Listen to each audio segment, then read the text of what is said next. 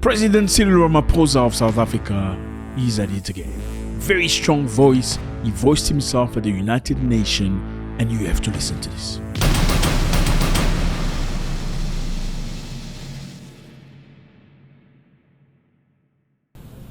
Homes, hospitals, churches, mosques, and schools lie destroyed.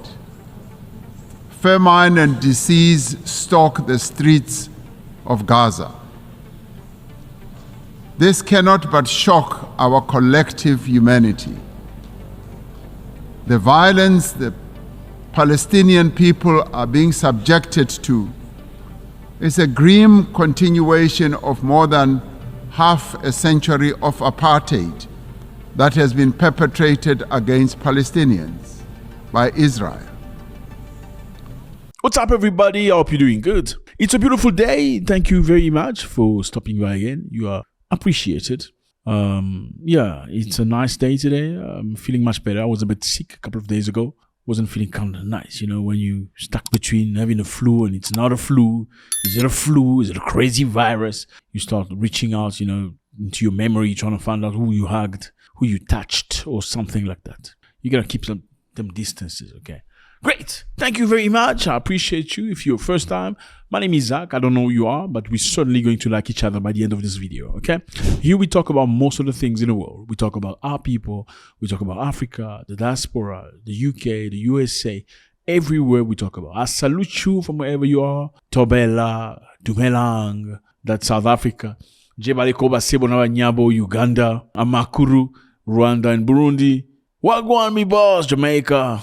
Afar, Nigeria, Ghana, I can't name everybody, unfortunately. Somalia, I see you, Zimbabwe, Zambia. Thank you very much for stopping by. Okay, so we are at the United Nations. This is Cyril Ramaphosa, President of South Africa. Strong figure. Okay, Mr. Ramaphosa has his own issues, okay, with his policies. But at this very moment, I think he's representing Africa in the most strongest way possible. He voiced himself urging for a peaceful resolution in the ongoing war in Gaza. Speaking at the UN General Assembly on Tuesday, Ramaphosa called upon the world leaders to take decisive action to end the Palestinians' suffering. Okay, Palestinians are human beings too, right? Well, we don't care what people are doing. Okay, amongst every nation, you find good people and bad people. I don't care what you, I'm sorry. If we cannot agree on that, then there's nothing we can agree about.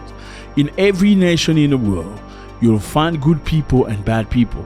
Now, are you going to punish everybody because of a bunch of bad people?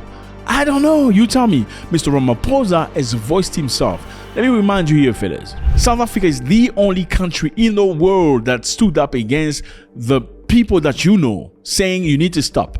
They took the country that you don't name to court, saying what you're doing in Gaza is unacceptable. And why you don't name the country? You don't name it because when you name them on YouTube, unfortunately, your video loses traction. I'm just being honest with you. If you talk about that country, and I'm sorry, your video loses traction.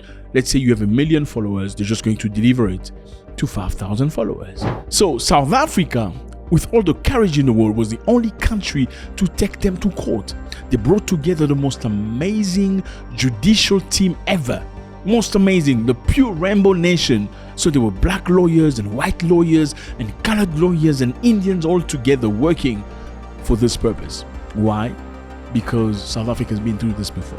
We South Africans know what apartheid looks like. We lived through apartheid.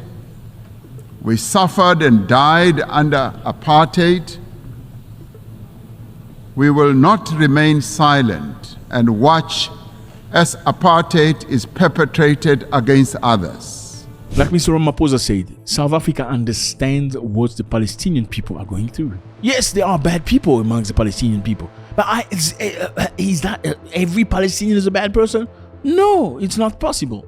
And he says, because South Africa has gone through apartheid for so many years, where blacks could not come next to white, blacks could not eat with white people, blacks could not sleep in the same hotel, go to the same schools as white people. They understand the pain and the misery that the Palestinian people are going through. Therefore, the world has to stand and say something about it. You cannot just stay quiet and blame Vladimir Putin because he's the easy target. Putin and his army. Putin is threatening to bomb France. Putin, well, okay, Putin is doing maybe bad things in Ukraine. You can't just limit yourself to Putin. You need to come across the board and treat everybody equal. So South Africa laid a charge against the country you don't name, and it's been a lot. So now Mr. Ramaphosa reminded them at the United Nations, you are saying nothing about the people of Gaza. You need to do something about it. This is unacceptable. Congratulations to South Africa. I mean, you would think Gaza being a country of Arabs, Arab country will speak up, right? Well, no, they're cowards. I'm sorry, they are cowards because look at Europe. Do you go there, touch a European country and see how Europe is going to react? Ukrainians are a little bit part of Europe, right? You see what's happening, okay? Russia attacked Ukraine. Look at what's happening. All the Europeans have come together against Russia. Why can't Arabs do that for their own people? Why can't Africans do that for other Africans? But South Africa, which is not a Muslim country, not an Arab country, has come forward, put himself on the loop saying, you know what? This is unacceptable. Why? Because we've gone through this before. We can't accept this. But in the meantime, some African countries were supporting the country you don't name. I think in some situation, it's better to stay quiet than take a position that's really, really drastic. It makes no sense. Meanwhile, the Lebanese Health Authority on Tuesday raised the unaliving toll of their human beings to 564 people. Yes, the country you don't name has been bombing Lebanon because they're targeting Hezbollah, who are supposed to be dangerous people. The country you don't name's military say that it will do whatever necessary to push Hezbollah away from Lebanon's border. The country you don't name and Hezbollah have been trading fire since the war in Gaza began. On Monday, the country you don't name launched hundreds of airstrikes in southern eastern Lebanon, unaliving nearly 500 people and wounding more than 1,600. Fellas, I don't know. This is just crazy. This is crazy because yes, let's say there are bad people in there. The way you're managing the situation is not just taking out bad people. When you blow up this building, not just bad people are going, kids are going, women are going, elderly people are going. Well, some people care, while other people really clearly don't care. Now, should the world stay quiet about this? I don't know. The Turkish president is not happy about that. Erdogan has lashed out at the United Nations. He said, it's enough. Just like Mr. Ramaphosa said, this is enough. We cannot sit here and watch you guys.